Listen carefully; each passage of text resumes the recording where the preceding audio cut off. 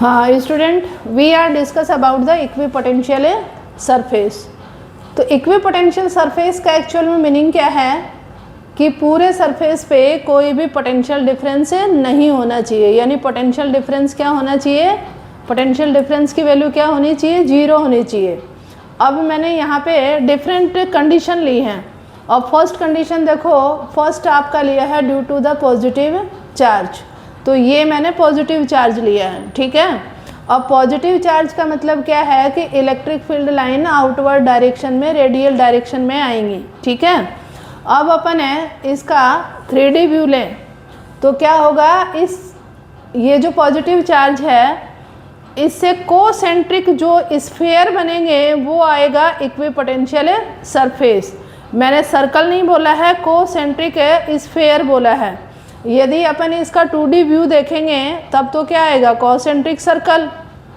Concentric circle या concentric sphere का मतलब ये है कि सबका सेंटर क्या होना चाहिए, सेम होना चाहिए। तो यहाँ पे अपने पास में कोसेंट्रिक स्फीयर आएंगे। अब ये मैंने फर्स्ट लिया S1 सरफेस, तो इस S1 सरफेस पे देखिए ये जो रेडियस आएगी वो सेम आएगी, और रेडियस सेम आएगी तो कहीं भी आप लेंगे, यहाँ पॉइंट लें, यहाँ पॉइंट लें, या यहाँ लें या यहाँ लें, पोटेंशियल क्या हो जाएगा, KQ/R, क्योंकि ये डिपेंड करता है R पे। तो ये जो भी कॉसेंट्रिक स्फीयर बनेगा उसकी रेडियस क्या होगी, सेम होगी। तो इस पूरे सरफेस पे पोटेंशियल डिफरेंस क्या आएगा, 0। ऐसे ही अपन S2 और S3 की बात करें तो ये भी इक्विपोटेंशियल सरफेस हैं। तो यहाँ पे देखिए S1 जो है ये एक इक्विपोटेंशियल सरफेस है, S2 जो है वो दूसरा इक्विपोटेंशियल सरफेस है, और S3 जो है वो अदर इक्विपोटेंशियल सरफेस है। Is it clear? ये डायग्राम यदि अपन नेगेटिव चार्ज के लिए बनाएं तो नेगेटिव चार्ज और पॉजिटिव चार्ज में एक ही डिफरेंस है कि जो इलेक्ट्रिक फील्ड की डायरेक्शन है वो पॉजिटिव चार्ज में आउटवर्ड डायरेक्शन में है और नेगेटिव चार्ज में इनवर्ड डायरेक्शन में होगी। बाकी इक्विपोटेंशियल जो सरफेस बनेंगे वो कॉसेंट्रिक स्फीयर बनेंगे, 3D व्यू की बात करते हैं तो, और यदि 2D व्यू है तो कॉसेंट्रिक सर्कल बनेंगे। Is it clear? और इसमें ये ध्यान रखोगे कि ये जो इलेक्ट्रिक फील्ड की डायरेक्शन है ये आपको इनवर्ड में शो करनी है। तो यहाँ भी मैंने 3 कॉसेंट्रिक स्फीयर शो करे हैं, S1, S2 एंड S3। तो these are equipotential surface due to the positive and negative charge. Next case देखो, due to the line charge. अब लाइन चार्ज में देखिए ये इलेक्ट्रिक फील्ड की डायरेक्शन है और ये डायरेक्शन मैंने ली है लेफ्ट टू राइट।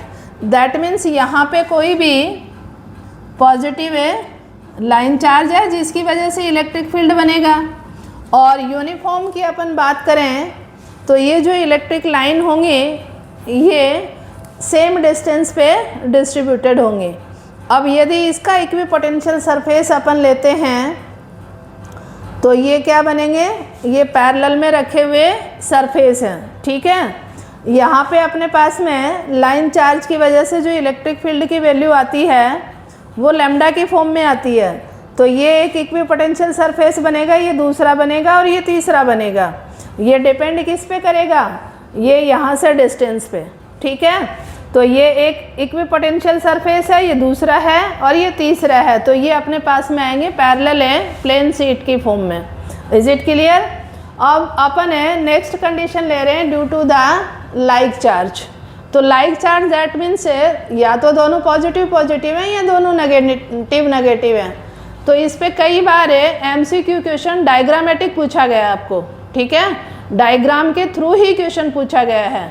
तो डायग्राम के थ्रू क्वेश्चन अपन शो करेंगे तो देखो पॉजिटिव और पॉजिटिव चार्ज जो है वो इलेक्ट्रिक फील्ड एक दूसरे को रिपेल करेगा, ठीक है। तो यहाँ जो पोटेंशियल सरफेस बनेगा वो इस तरह से बनेगा। यहाँ पे ये जो लाइनें हैं मैंने दूर दूर दिखाई हैं और जो आउटवर्ड सिचुएशन है उसमें पास पास दिखाई हैं। ये अपने पास में है due to the like charge. यदि आप पॉजिटिव ले रहे हैं तो और नेगेटिव ले रहे हैं तो भी सेम डायग्राम बनेगा। अब अपन ले रहे हैं due to the unlike charge. तो अनलाइक चार्ज एक दूसरे को क्या करता है, अट्रैक्ट करता है। तो इसमें जो सरफेस आएंगे है ये यहाँ पे कम डिस्टेंस पे आएंगे, जो अंदर वाली इनसाइड वाली जो सिचुएशन है उसमें तो, और जो आउटसाइड वाली सिचुएशन है उसमें दूर दूर आएंगे। तो ये डायग्राम से आपको बिल्कुल क्लियर होना चाहिए, एनसीईआरटी में भी डायग्राम दे रखा है। अब देखिए कई बार पूछा जाता है कि इक्विपोटेंशियल सरफेस को अपन किस तरह से डिफाइन करें। तो इक्विपोटेंशियल सरफेस का मतलब ये है कि यदि वहाँ पे पोटेंशियल डिफरेंस 0 है तो उस सरफेस पे किसी चार्ज को यदि आप डिस्प्लेस करते हो तो वर्क डन क्या आएगा, 0। कारण क्या है, क्योंकि अपन ने पढ़ा था del V is equal to W/Q। अब यहाँ पे ये वैल्यू अपने पास में क्या है, 0, पोटेंशियल डिफरेंस 0 आ रहा है, that means work done also 0। तो इक्विपोटेंशियल सरफेस वो सरफेस है जहाँ पे किसी भी चार्ज को डिस्प्लेस किया जाता है। मान लो यहाँ पे आपका कोई चार्ज है और इसको आप यहाँ ले आते हो तो यहाँ लाने में कोई वर्क डन नहीं करना पड़ेगा, तो दैट मीन्स है इक्विपोटेंशियल सरफेस। तो ये कई बार लैंग्वेज को घुमा दिया जाता है। आपको यदि ये डायग्राम क्लियर है तो आप इजीली आंसर दे सकते हैं। तो डायग्राम के साथ प्रैक्टिस करेंगे। Is it clear?